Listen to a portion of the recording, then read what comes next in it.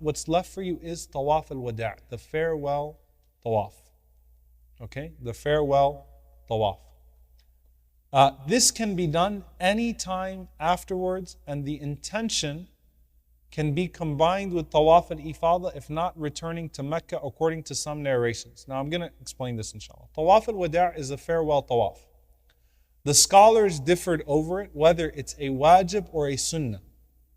So Tawaf al-Ifada, remember, I know that's late right now, but the main Tawaf on the day of Eid, or the Tawaf of Hajj, which you have to do either on the 10th, the 11th, 12th, whatever it may be, that Tawaf is a rukun. It's mandatory. It's a pillar of the Hajj.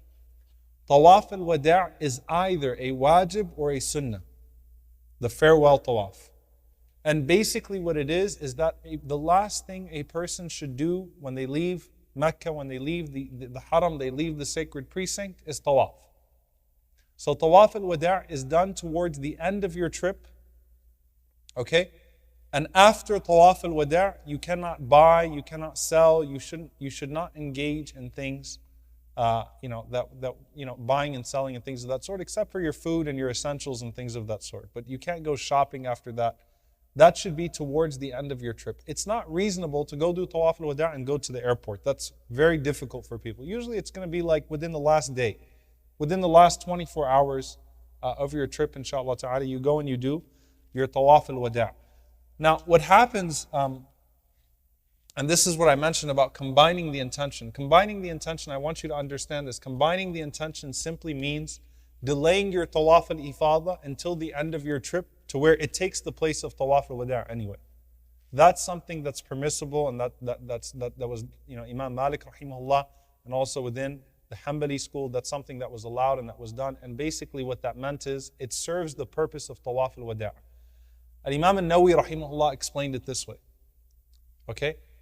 He likened Tawaf al-Wada' to the 2 rak'ahs that you pray when you come into the masjid. If you come into the masjid and there is a fard, what do? Do you pray the 2 rak'ahs of Tahiyyatul Masjid, or do you join the fard? You join the fard, because the point is that when you come into the masjid, you shouldn't sit without praying your 2 rak'ahs. Alright? So that's what the scholars that said that you could delay the Tawaf al-Ifada until the end, and it could serve as your Tawaf al-Wada', they likened it to Tahiyyatul Masjid, to the entering into the masjid. You could do your Tawaf al-Ifada, for example, if you're leaving on the morning of the 15th of the Hijjah, you would do it on the 13th or the 14th, and then that would serve in place of it. However, again, I would recommend people to not do that unless it's really, really difficult for them. They're really struggling. They're having a hard time.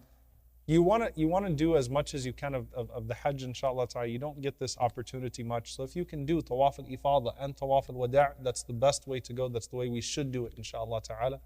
Unless there's some dire circumstances or a person has a very unique situation. Because some people might have an early trip out or whatever it may be. So, this should be the last thing that you do in Mecca. There is no sa'i for Tawaf al-Wada'. Okay? And what about voluntary tawafs? I tell people this, and I really do mean it. That's not the time to do voluntary tawafs. People are struggling to get their Tawaf al-Ifada done, to get their Tawaf al-Wada' done. That's not the time to cause a bunch of traffic and cause hardship by doing voluntary tawafs. Inshallah ta'ala, you can do other things.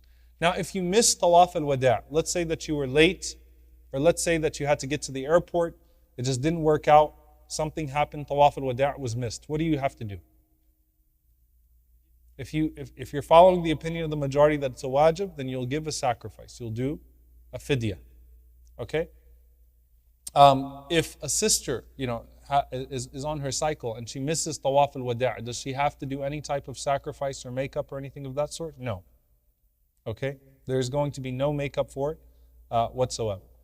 Some of the women's issues, inshallah ta'ala, just to put out here, because it's very, very important, inshallah ta'ala, a lot of times, and I feel bad because the sisters always have a lot of questions and a lot of confusions and things of that sort. There are a few things that are mentioned here, inshallah ta'ala. One of them is that, again, the only thing that a woman is prohibited from doing on her cycle is tawaf. Now let's say that the time of Hajj ended and a woman has not done her Tawaf al-Ifadah, what does she do? What does she do at that point? At that point, okay, she would do her Tawaf al-Ifadah even though she's on her cycle.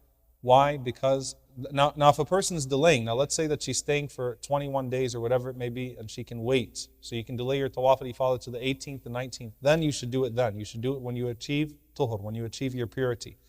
But if you're in a situation where you've got a flight on the 15th, and you have not reached that state of purity yet, then you will do your Tawaf al-Ifadah anyway. Okay? Why? Because then you are like a person who has to do salah but can't maintain that particular condition of tuhur during salah. Like they have something that stops them from having wudu throughout their prayer. You still have to do your tawaf, and inshallah ta'ala there's no sin on you whatsoever, and it will completely fulfill the obligation. Okay? So Imam bin Taymiyyah rahimahullah ta'ala wrote in quite some detail on this, and there were other scholars that mentioned the same. And it's the only thing that makes sense, because if a person left, I'm just letting you guys know, if a person left from Hajj and they did not do their Tawaf al-Ifadah, you are in a state of ihram until you come back to Mecca and you do Tawaf al-Ifadah. That means you could be in ihram for a year. That means your husband can't touch you for a year, which that might be what you're trying to achieve, but it's probably not going to do a good thing. It's probably not going to be good for the household. All right? But a sister could do her Tawaf al-Ifadah in that case, just the mandatory Tawaf, inshallah ta'ala.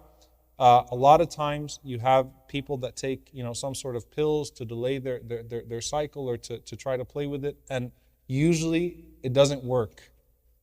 Okay? Usually it doesn't work because obviously just the nature of the entire Hajj period and things of that sort.